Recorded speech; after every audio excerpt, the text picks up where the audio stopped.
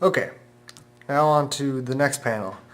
As I was saying before, you always want to keep in mind that you're trying to tell a story.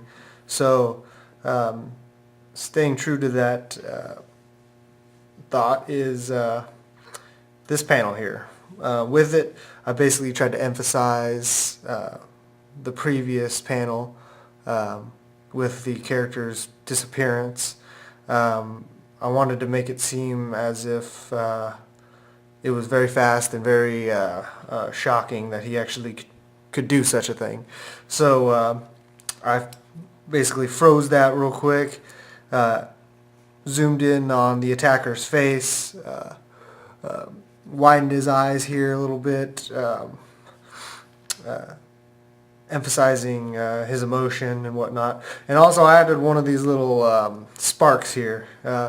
Occasionally you'll see this in Japanese comics. They'll add these in here as when somebody's surprised or when they have an idea or something like that. I'm not sure all the methods of using it or even all the reasons for using it, but it was appropriate for this scene here. He's actually looking over his shoulder. It'll make more sense after you see the next panel. So so in line with telling the story, I threw this one in here. So I'm going to flesh this one out here so you can get to see what it looks like. Then I'll move on to the next one. This is a pretty simple one, so I didn't really have too much to describe here. So just wait for me 1 second. Okay, now on to this next panel here. In this one, I used something I called implied quickness. Basically, it gives the idea basically of what had just happened rather than actually showing it through a sequence of pictures. I could have done it, over a few panels here, but I chose to do it instantaneously, basically making it look a lot faster than what it is. I still haven't mastered this yet, so I'm working on it. I believe it was portrayed pretty decently in this little sequence here. I actually do it more than once, but we'll get to that next. It's very easy to do. You just draw one scene one way or a character one place, and then in the next panel or the next opposite panel, you draw him in another place. Usually it's behind a character or in front of the character or whatnot. This is done quite a lot, so you can pretty much go to any Japanese comic and find something like this happening. It's pretty cool tool to use. I use it quite a lot because it works, and you don't have to actually do much to actually describe what you're trying to describe here. So in this scene here, the defendant is what I'll call him, is actually appearing right behind the attacker. That's where he disappeared to. So let me flesh this out here, and I'll continue to my last panel, which is the biggest one.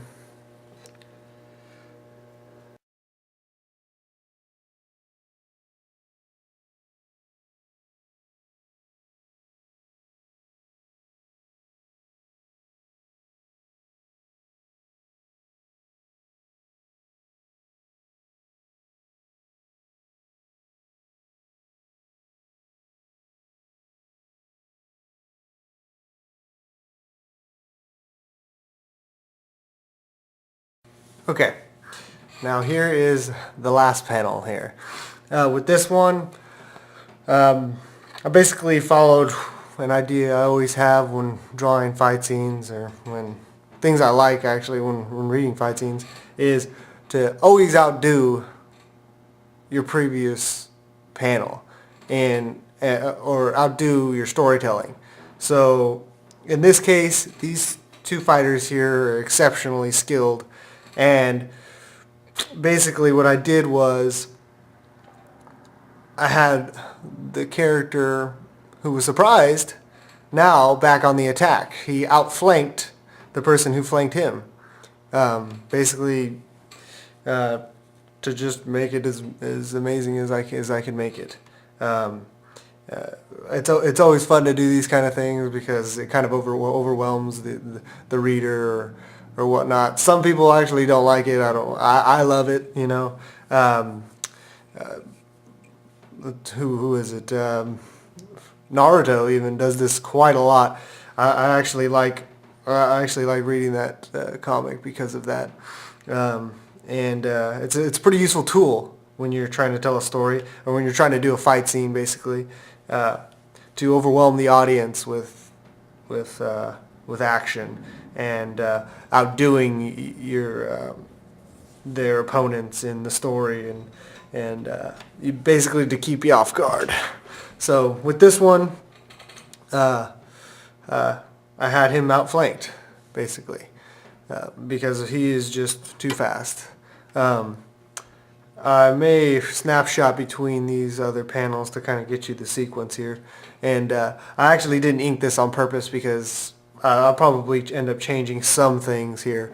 So I kept it just sticking to the pencils. So this isn't the final product, but it's pretty much what the page will end up looking like. When I'm done, I'll show it. I'll flash it up here on the screen. So in this one, I tried to incorporate some speed lines. I'll probably add some in the back here.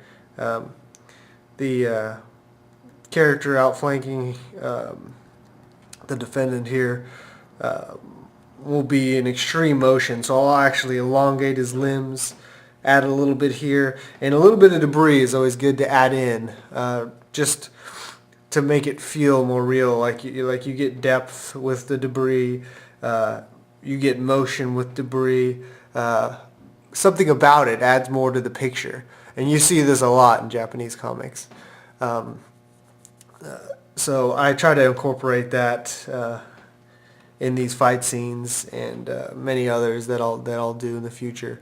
Now, this is my first video, so I'm not sure how good of a job I did of explaining things. So feel free to ask me questions, or maybe if I left something out or if there's something I didn't talk about that you wanted to know, maybe I'll do a follow-up video or something like that.